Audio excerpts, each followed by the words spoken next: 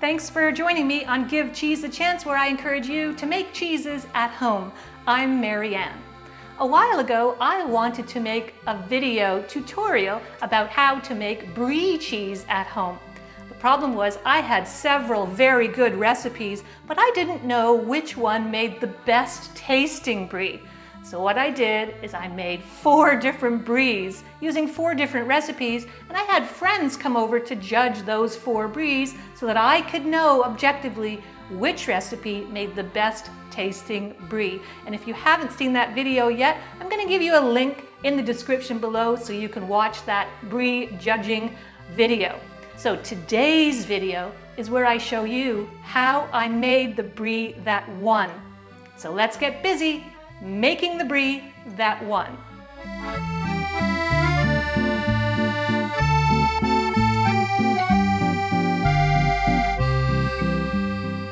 Here are the ingredients you'll need for this recipe. I recommend you start this recipe early in the morning. First, we're going to gently heat our milk. Now, I'm using 2 gallons or 8 liters of cow's milk. This is whole milk, which is 3.25% milk fat. This has been homogenized and pasteurized because that's what I have available, and it works well enough in this recipe. So we're going to heat that milk until it reaches 90 degrees Fahrenheit or 32 degrees Celsius.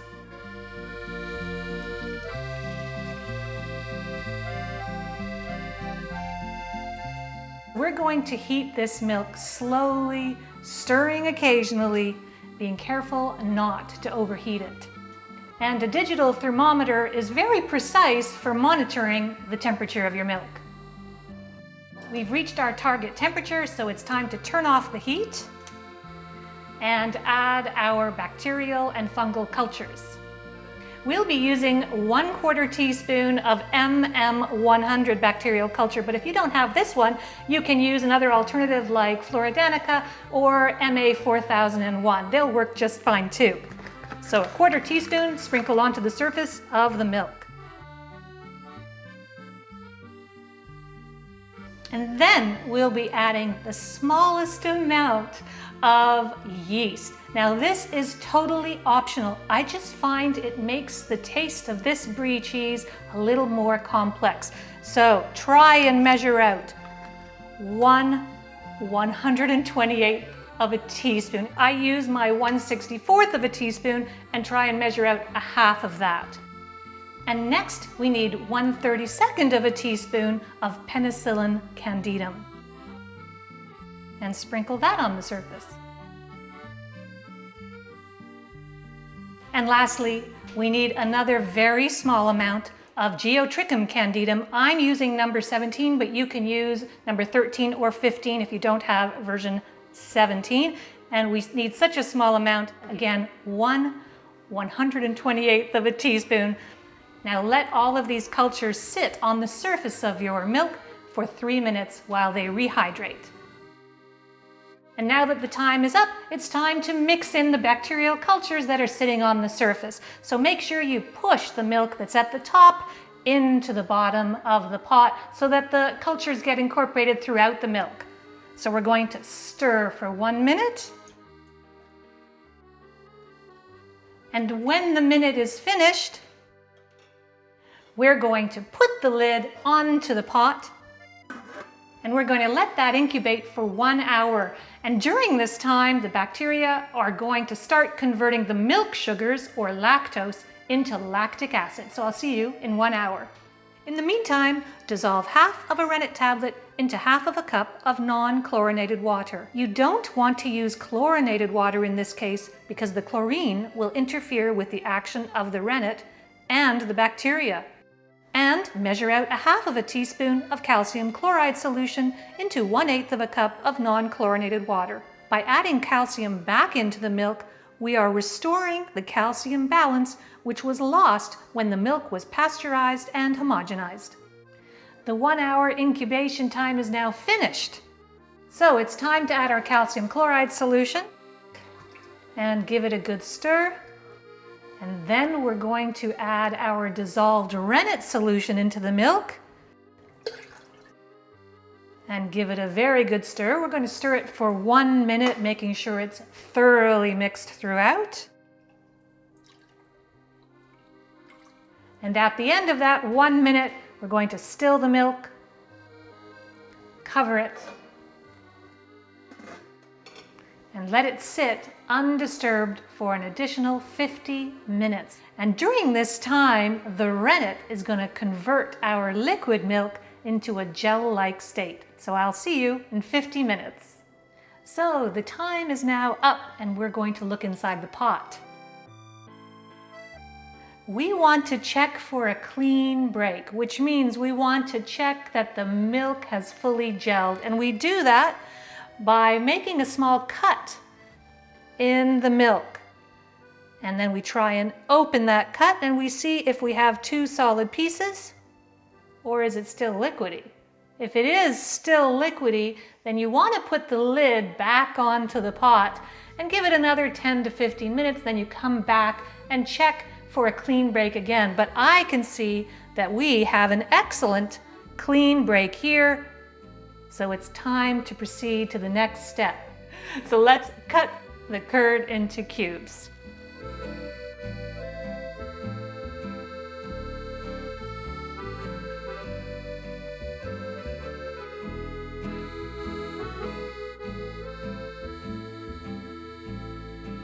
So I've cut parallel lines into the curd, which are about 1 inch or 2.5 centimeters wide. And now I'm going to do the same thing at a 90-degree angle.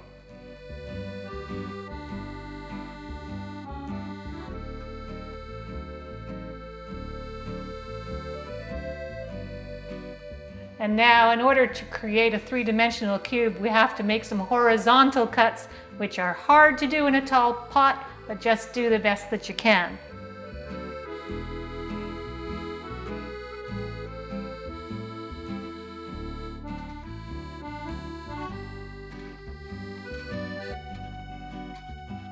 And after we've cut the curd into cubes, we're going to let those cubes heal for 5 minutes. So the time is now up. Let's do the next step, which is going to be to stir the curd. And the process of stirring the curd a little bit over a 30-minute period is going to draw some of the whey out of the curd so that our brie is a little bit firmer than a camembert. That way it doesn't run all over the place when we cut into the brie. So we're going to use a rubber spatula and just run it around the side of the pot to separate the curds.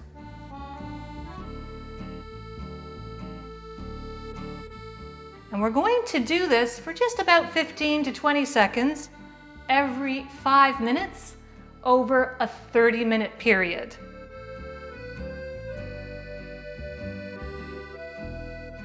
So that's basically all we want to do. And I always use my low-tech recording system where I mark off the different 5-minute intervals over a 30-minute period. And as those 5-minute intervals pass, I just cross off my times here to record them. So you can use that process if you want, or you can use something much more fancy, but it's up to you. So the first 5 minutes is now over. I'm going to cross off my 5-minute mark. And I'm going to give my curds a stir.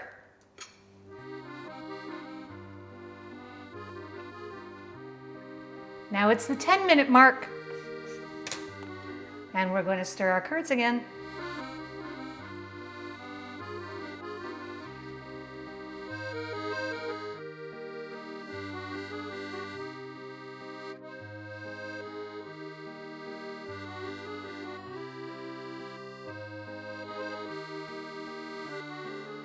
So we've just finished our 30-minute mark. And we're going to do our final stir.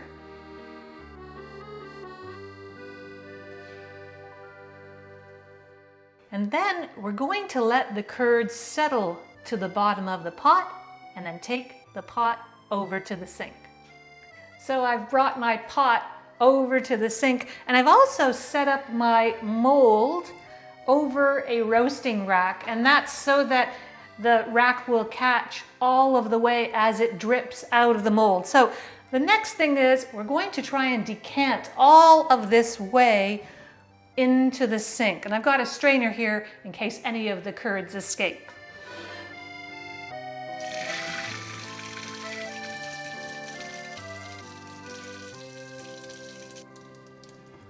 So I didn't lose too many of the curds down the sink. It's time to transfer all of the curds that are in the pot into the mold, and I'm going to use a very large ladle to do that.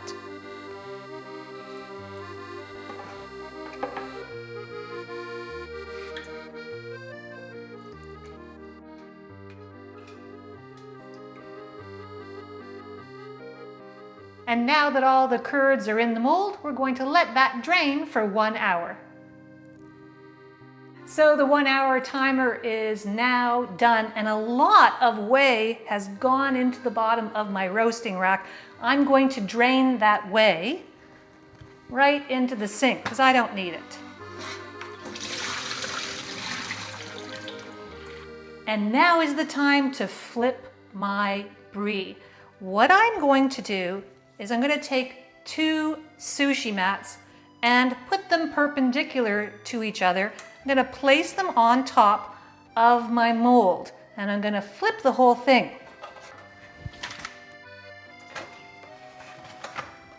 And I'm going to let that sit there and drain some more for another 2 to 3 hours.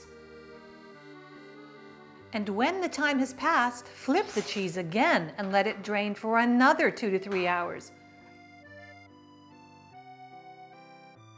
Then flip the cheese again and drain for 5 to 6 hours. And now that the 5 to 6 hour draining time is finished, we're going to flip the cheese again and let it drain for 12 hours or overnight.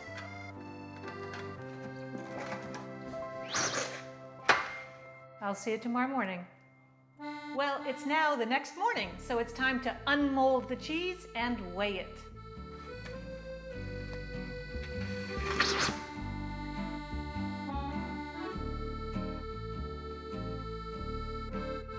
The weight of this cheese is 1,366 grams. So we use the weight of this cheese and we multiply it by 0.02 to get 2% of the weight of this cheese, and that's the amount of salt that we will need. So 2% of 1,366 grams would be 27. We need 27 grams of cheese salt. And if you don't have any cheese salt, you can use kosher salt instead. So let's weigh out our salt. So we're going to use this salt to cover all of the surfaces of the cheese, the top and the bottom and the sides.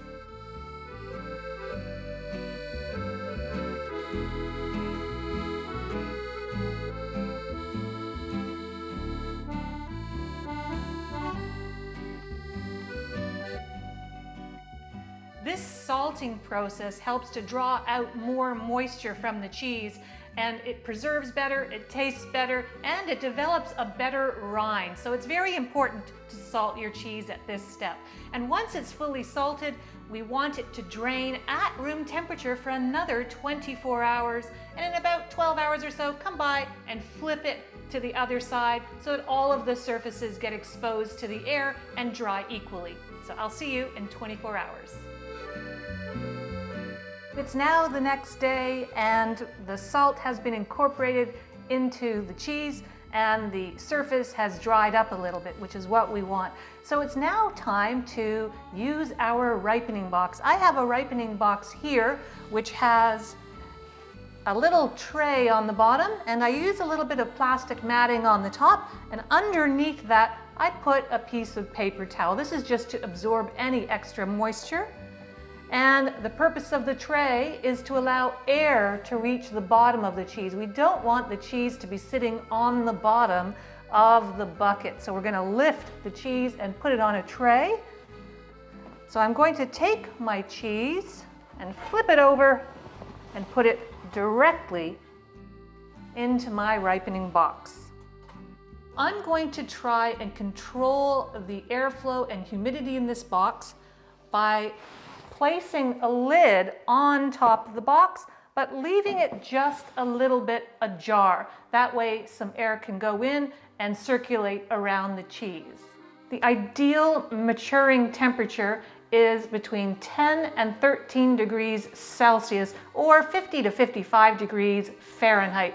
And at that temperature, the mold spores that we added to our milk will germinate and take over the surface of the cheese, which is typical for a camembert or a brie. It's that lovely white fuzzy mold that is edible and delicious too. If you don't have a cold room or a basement cellar, don't worry, you can put this in your regular refrigerator. It will slow down the maturation rate, but it'll still give you a great cheese. I'm going to put this into my cold room downstairs, and I'm going to flip it every day for the next 2 weeks while I watch the molds overtake the surface of the cheese. It is important to flip this cheese every day during the maturation period. You flip the cheese for several reasons. First, so that the cheese keeps a good shape. Second, so that the mold gets a chance to grow evenly on all of the surfaces of the cheese. And third, to make sure that the mold on the bottom of the cheese doesn't weave itself into the mat underneath. And during the maturation period, we will start to see the surface gradually covered by the Penicillium Candidum and Geotrichum white molds that Brie is famous for.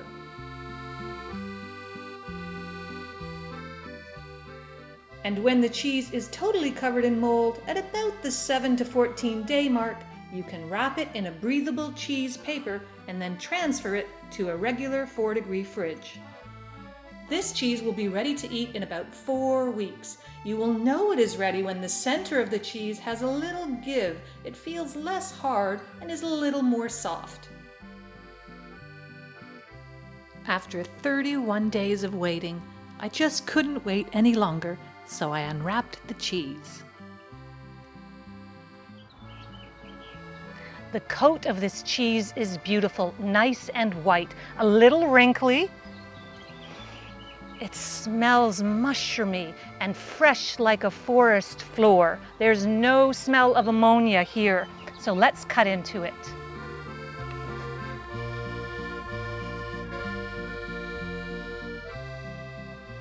I can already see after cutting into this Brie cheese that I should have let this cheese mature a couple of more weeks so that the texture would be a little bit more soft. But I've cut into it and I'm going to take a taste now anyway.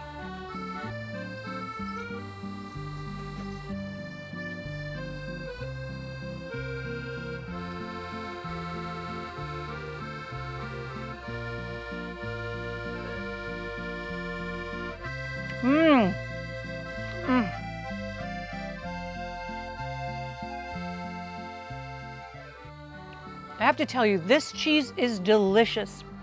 It is buttery, creamy, a little salty. It tastes exactly like a Brie is supposed to. I hope you give this Brie recipe a try. I think you're going to find it very rewarding. Just like these other cheesemakers who made Brie at home. Wouldn't you be proud to share these Brie cheeses with your friends and family? Well, that's it for my cheese making tutorial today. I hope you enjoyed this video. If you did, give it a thumbs up and make sure to click subscribe below so you can see my videos in the future. Thanks so much for joining me on Give Cheese a Chance. I'm Marianne. Take care.